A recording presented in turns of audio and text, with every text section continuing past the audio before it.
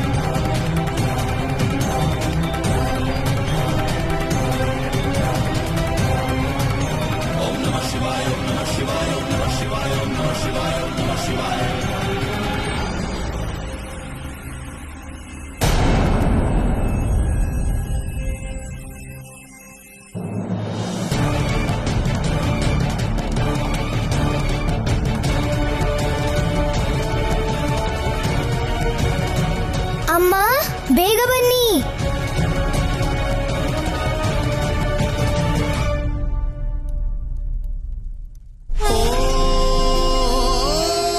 ಹರ ಹರ ಮಹಾದೇವ. ಶಿವ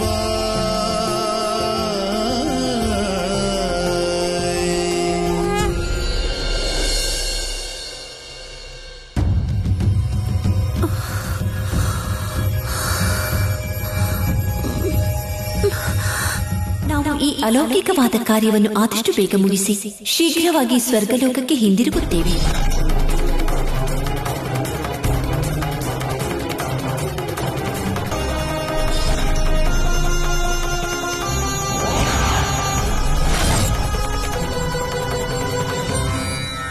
ಈ ನಾಟಕದ ಅಂತಿಮ ಹಂತಕ್ಕೆ ವೇದಿಕೆ ಸಿದ್ಧವಾಗಿದೆ ಕಾಗವಾಹನ. ಪ್ರಭು, ಪೂಜಾ ಸಮಯದಲ್ಲಿ ದೇವಿ ಅಂಜನಿಗೆ ಏನಾಯಿತು? ನಾವು ದೇವಿ ಅಂಜನಿಗೆ ಅವರ ಅತೀತವನ್ನು ನೆನಪಿಸಿಕೊಟ್ಟೆವು, ಏಕೆಂದರೆ ಅವರು ತಮ್ಮ ಭವಿಷ್ಯಕ್ಕೆ ಸಿದ್ಧವಾಗಬೇಕಿದೆ. ಈಗ ಸಮಯ ಆಗಮಿಸಿದೆ. ನಮ್ಮ ಮೂರನೆಯ ಮತ್ತು ನಿರ್ಣಾಯಕ ಅಸ್ತ್ರವನ್ನು ಉಪಯೋಗಿಸುವ ಸಮಯ. ಓಂ ನಮಃ ಶಿವಾಯ. ಓಂ ನಮಃ ಶಿವಾಯ.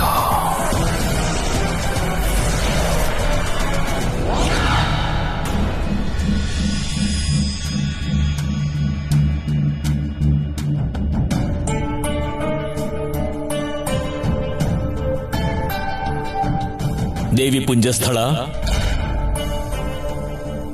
ನಾವು ಕೇಳಿದ್ದು ಸತ್ಯವೇ? ಹೌದು ದೇವರಾಜ, ನೀವು ಕೇಳಿದ್ದು ಸತ್ಯವೇ. ನಿಮಗೆ ನೆನಪಿರಬೇಕು, ಋಷಿ ದೂರ್ವಾಸರು ನಮಗೆ ಶಾಪವನ್ನು ಕೊಟ್ಟಿದ್ದರು. ನಾವು ನಿಮಗೆ ಶಾಪವನ್ನು ನೀಡುತ್ತಿದ್ದೇವೆ. ಈ ಒಬ್ಬ ವಾನರರಾಗಿ ಭೂಲೋಕದಲ್ಲಿ ಜನ್ಮ ತಾಳಿ. ಓಂ ನಮಃ ಶಿವಾಯ. ನಾವು ಈ ಅಲೌಕಿಕವಾದ ಕಾರ್ಯವನ್ನು ಆದಷ್ಟು ಬೇಗ ಮುಗಿಸಿ ಶೀಘ್ರವಾಗಿ ಸ್ವರ್ಗಲೋಕಕ್ಕೆ ಹಿಂದಿರುಗುತ್ತೇವೆ. ಒಂದು ವೇಳೆ ನಿಮ್ಮ ಮನಸ್ಸು ಬದಲಾಗಿ ಮತ್ತು ನೀವು ಮೋಹ ಮಾಯೆಯ ಬಂಧನಕ್ಕೆ ಕಟ್ಟು ಬಿದ್ದರೆ ಸ್ವರ್ಗಲೋಕಕ್ಕೆ ನೀವು ಮತ್ತೆ ಮರಳಲು ಸಾಧ್ಯವಿಲ್ಲ ಮತ್ತು ಪೃಥ್ವಿಯಲ್ಲಿ ಕೂಡ ನಿಮಗೆ ಯಾವುದೇ ಸ್ಥಾನ ದೊರಕುವುದಿಲ್ಲ. ಇಷ್ಟೇ ಅಲ್ಲ, ಈ ತಪ್ಪಿಗಾಗಿ ಕೇವಲ ನಿಮ್ಮೊಬ್ಬರಿಗೆ ಮಾತ್ರವಲ್ಲದೆ ಯಾರ ಬಂಧನಕ್ಕೆ ಸಿಲುಕಿ ನೀವು ಈ ಪ್ರತಿಜ್ಞೆಯನ್ನು ಮುರಿಯುತ್ತಿದ್ದಿರೋ ಅವರಿಗೂ ಸಹ ಶಿಕ್ಷೆಯಾಗುತ್ತದೆ. ಹಾಗೆಂದರೆ? ಅಂದರೆ ನಿಮ್ಮ ಪರಿವಾರ, ನಿಮ್ಮ ಸಂತಾನ ಎಲ್ಲರೂ ಸಹ ಶಿಕ್ಷೆ ಅನುಭವಿಸಬೇಕಾಗುತ್ತದೆ.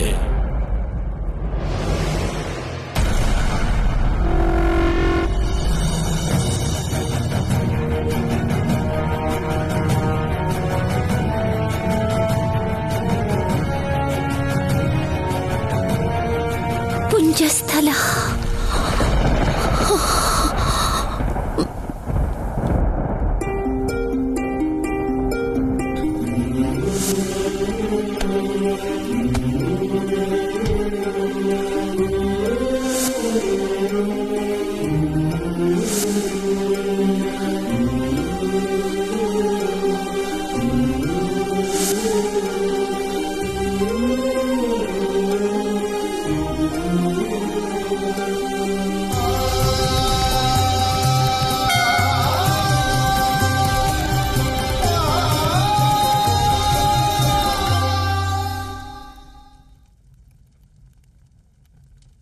ಓಂ ನಮಃ ಶಿವಾಯ.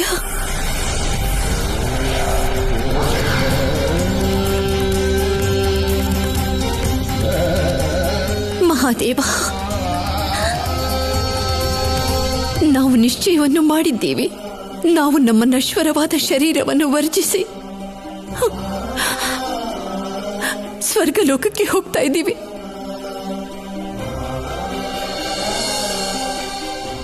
ಇದು ಕೇವಲ ನಮ್ಮ ಭವಿಷ್ಯದ ಬಗ್ಗೆ ಪ್ರಶ್ನೆ ಅಲ್ಲ. ಮಾರುತಿಯನ್ನ ಬಿಟ್ಟು ಹೋಗೋದಿರೋದಕ್ಕೆ ಸಿಗುವಂಥ ದಂಡನೆ ಕೇವಲ ನಮಗೆ ಮಾತ್ರ ಸಿಗುವ ಹಾಗಿದ್ರೆ ಸಂತೋಷವಾಗಿ ಅನಂತ ಕಾಲದವರೆಗೂ ಪ್ರೇತ ಲೋಕದಲ್ಲೇ ಅಲಿತಾ ಇರ್ತೀವಿ. ನಾವು ಸ್ವರ್ಗಲೋಕಕ್ಕೆ ಹಿಂದಿರುಗದೆ ಹೋದ್ರೆ ಈ ದಂಡನೆ ನಮ್ಮ ಜೊತೆಲೇ ನನ್ನ ಸ್ವಾಮಿಗೆ ಹಾಗೆ ಮಾರುತಿಗೂ ಕೂಡ ಆಗ್ಬಿಡುತ್ತೆ.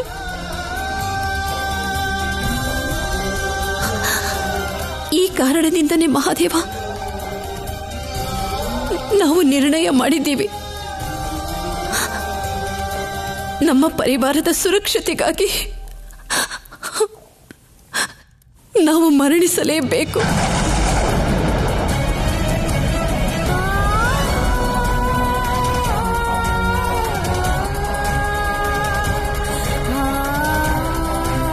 ಅಂಜನಿಯ ಜೀವನದ ಲೀಲೆಯ ಅಂತಿಮ ಅಧ್ಯಾಯ ಈಗ ಸಮಾಪ್ತವಾಗುತ್ತೆ.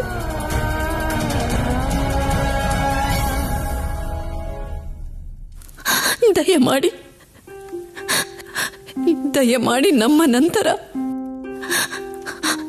ನಮ್ಮ ಮಾರುತಿಯನ್ನು ನೀವೇ ರಕ್ಷಿಸಬೇಕು ಮಹಾದೇವ. ನಮ್ಮ ಮೇಲೆ ದಯೆ ತೋರಿಸಿ. ಓಂ ನಮಃ ಶಿವಾಯ. ಓಂ ನಮಃ ಶಿವಾಯ.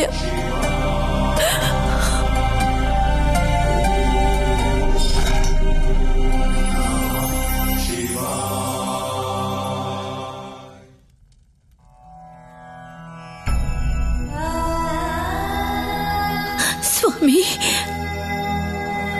ನಾವು ನಿಮ್ಮ ಜೀವನ ಸಂಗಾತಿ. ನೀವಿಲ್ಲದಿದ್ದರೆ ನಮ್ಮ ಜೀವನದಲ್ಲಿ ನಮಗೆ ಅಸ್ತಿತ್ವವೇ ಇಲ್ಲ. ಆದರೆ ನಮ್ಮನ್ನು ಕ್ಷಮಿಸಿ. ನಾವು ಈ ಯಾತ್ರೆಯಲ್ಲಿ ನಿಮ್ಮನ್ನು ಮಧ್ಯದಲ್ಲೇ ಬಿಟ್ಟು ಹೋಗ್ತಾ ಇದ್ದೀವಿ. ಈಗ ಪ್ರಶ್ನೆ, ನಿಮ್ಮ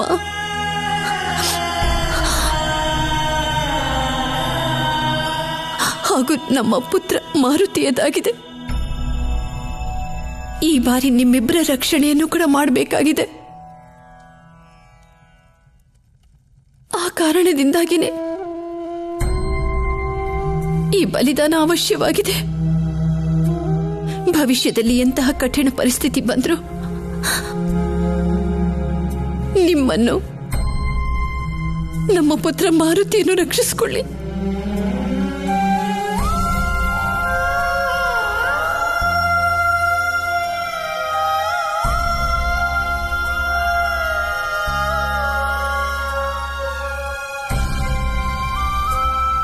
ನಮ್ಮನ್ನು ಕ್ಷಮಿಸಿ ಸ್ವಾಮಿ. ನಾವು ಹೋಗಲೇಬೇಕಾಗಿದೆ. ನಾವು ಸದಾ ನಿಮ್ಮನ್ನು ಹಾಗೂ ನಮ್ಮ ಮಾರುತಿಯನ್ನು ಕೂಡ ಪ್ರೇಮಿಸ್ತಾನೆ ಇರ್ತೀವಿ. ಕ್ಷಮಿಸಿ ಬಿಡಿ ಸ್ವಾಮಿ, ಕ್ಷಮಿಸಿ. ನಮ್ಮ ಮಾರುತಿಯನ್ನು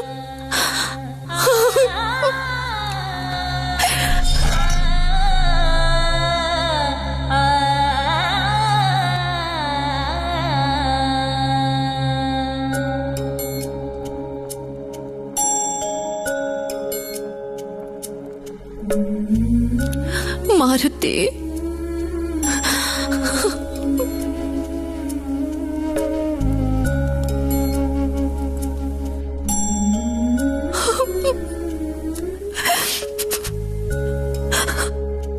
ನಮ್ಮನ್ನು ಕ್ಷಮಿಸ್ಬಿಡಿ ಪುತ್ರ.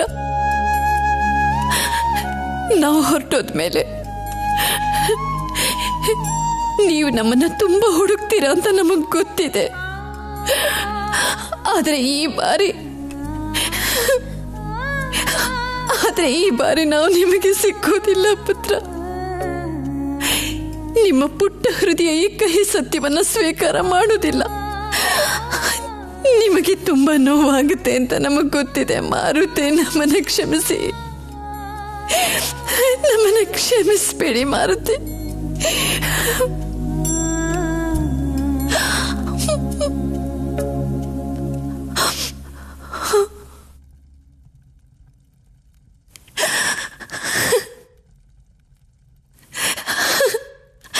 ನಮ್ಮ ಜೊತೆಲಿ ನಮ್ಮ ಪ್ರೀತಿಯನ್ನು ನೆನಪಿಸ್ಕೊಳ್ತೀರಲ್ವಾ ಮಾರುತಿ? ಆದ್ರೆ ಆಮೇಲೆ ನಿಮಗೆ ದಂಡನೆ ಕೊಡೋದಕ್ಕೂ ನಾವಿರೋದಿಲ್ಲ ಮಾರುತಿ. ನಾವ್ ಜೊತೆಲಿ ಇರೋದಿಲ್ಲ. ನಿಮ್ಮ ತಂದೆಯವರು ರಾಜಕಾರ್ಯದಲ್ಲಿ ಮಗ್ನರಾಗಿರ್ತಾರೆ. ಆಗ ನೀವು ನಿಮ್ಮನ್ನ ರಕ್ಷಿಸ್ಕೊಳ್ಬೇಕಾಗತ್ತೆ. ನಮ್ಮನ್ನ ಕ್ಷಮಿಸ್ಬೇಡಿ ಮಾರುತಿ, ನಮ್ಮನ್ನ ಕ್ಷಮಿಸ್ಬೇಡಿ.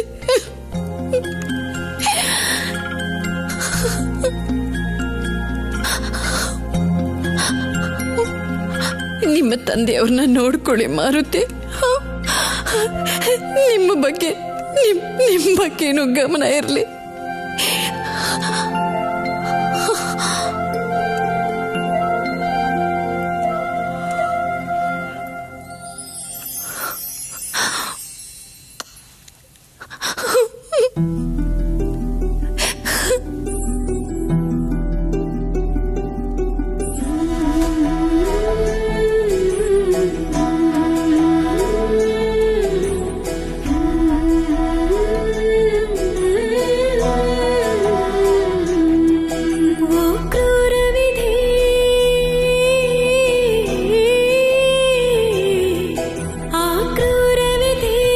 ಸಂಚಿಗೆ ಬಲಿಯಾದಳು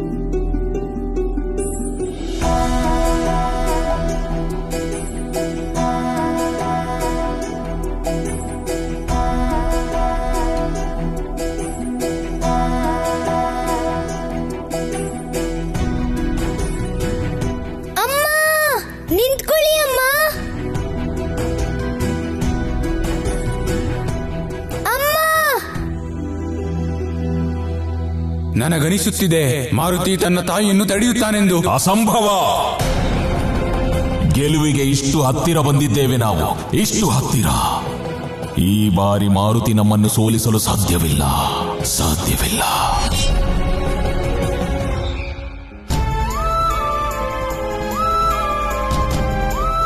ಅಮ್ಮ ಎಲ್ ಮಾಯ ಆಗ್ಬಿಟ್ರಿ? ಈಗ ತಾನೇ ಇಲ್ಲೇ ಇದ್ರಲ್ಲ. ಅಮ್ಮ ಇದೇನು ಹೊಸ ಆಟನಾ? ಅಮ್ಮ ಯಾಕೆ ಹೀಗ್ ಮಾಡ್ತಿದ್ದೀರಾ? ಅಮ್ಮ ನಿಂತ್ಕೊಳ್ಳಿ ಅಮ್ಮ. ಅಮ್ಮ ಅಮ್ಮ ಅಮ್ಮ ನಿಂತ್ಕೊಳ್ಳಿ ಅಮ್ಮ. ಎಲ್ಲಿ ಹೋಗ್ತಿದ್ದೀರಾ?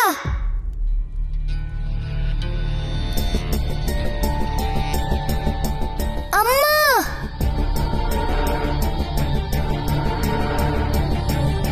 ಅಮ್ಮ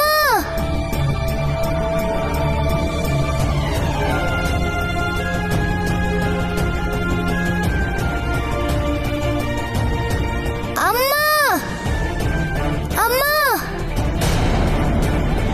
ಪುತ್ರ ಮಾರುತಿ, ಗುರುದೇವ, ನೀವು ಇಲ್ಲಿ, ಅದು ಈ ಸಮಯದಲ್ಲಿ? ನಮ್ಮನ್ನು ಕ್ಷಮಿಸಿ ಮಹಾರಾಜ. ನಮಗೆ ಆಭಾಸ ಉಂಟಾಯಿತು ಯಾವುದೋ ದುರ್ಘಟನೆ ಸಂಭವಿಸಲಿದೆ ಎಂದು. ಅದಕ್ಕಾಗಿ ತಕ್ಷಣವೇ ನಿಮಗೆ ತಿಳಿಸಲೆಂದು ಬಂದೆವು. ಅಮ್ಮ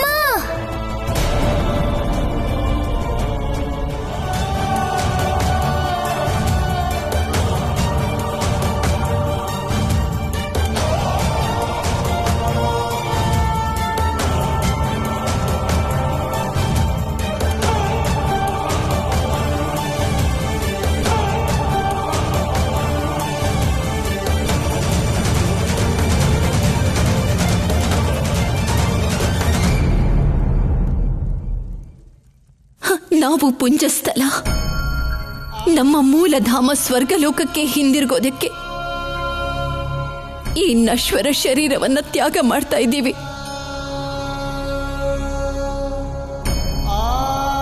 ನಮ್ಮ ಲೌಕಿಕ ಜೀವನವನ್ನು ಅಂತ್ಯಗೊಳಿಸ್ತಾ ಇದ್ದೀವಿ. ಕೃಪೆ ಮಾಡಿ ನಮಗೆ ಪ್ರವೇಶಿಸಲು ಅನುಮತಿ ಕೊಡಿ.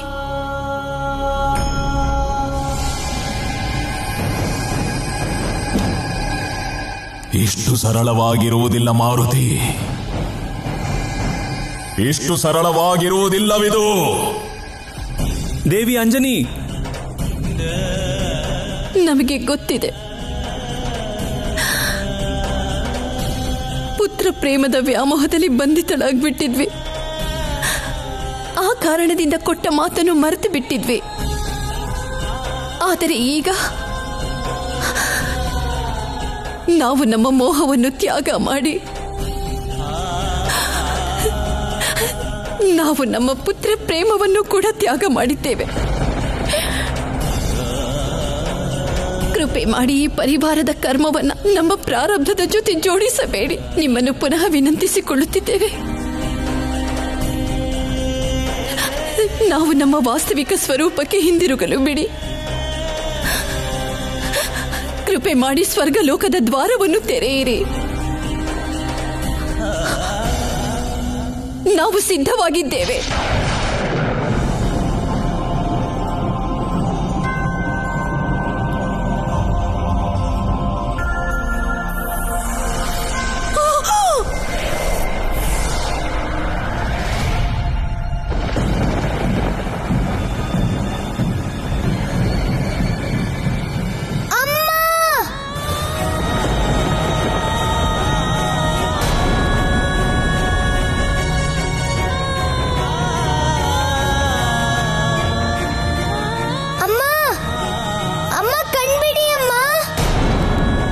ದೇವಿ ಅಂಜನಿ, ಅಂಜನಿ ಏನಾಯ್ತು? ಕಣ್ತೆರೆಯಿರಿ ಅಂಜನಿ.